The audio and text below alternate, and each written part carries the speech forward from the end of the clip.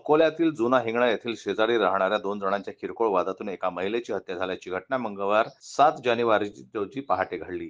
सविता ताथोड असं हत्या करण्यात आलेल्या महिलेचं नाव आहे. सविता ताथोड आणि त्यांचा मारेकरी धीरज चुंगडे यांच्या 2 महिन्यापूर्वी किरकोळ वाद झाला होता. याचंच पर्यावसन सविता यांच्या हत्येत झाल्याचं बोललं जातं. सूत्रांनी दिलेल्या माहितीनुसार सविता ताथोड पहाटे सुमारच्या सुमारास शेजारी राहणाऱ्या एका महिलेसोबत मॉर्निंग वॉक करता गेल्या होत्या. दरम्यान आरोपी धीरज चुंगडेने घराच्या काही अंतरावरच असलेल्या मुख्य रस्त्यावर पाठीमागून येऊन त्यांना अडवून सविता ताथोड यांचा गळा आवळून रस्त्यावर खाली पाडले असता सोबत असलेल्या महिलेने आणि तिथून जाणाऱ्या एका व्यक्तीने ताथोड यांची सुटका करण्याचा प्रयत्न केला. मात्र आरोपीने ताथोड यांचं डोकं रस्त्यावर आपटून त्यांना रक्तबंबाळ केलं. अतिशय रक्तस्राव झाल्यानं सविता या रक्ताच्या थारोळ्यात पडल्या आणि त्यातच त्यांचा मृत्यू झाला. रस्त्याने जाणारे येणारे नागरिक पाहून आरोपीने धीरज चुंगडेने घटनास्थळावरून पळ काढला. घटनेची माहिती मिळताच पोलीस घटनास्थळी पोहोचले. मात्र किरकोळ वादातून झालेल्या या हत्येमुळे भीतीचं वातावरण इथे निर्माण झालेलं आहे.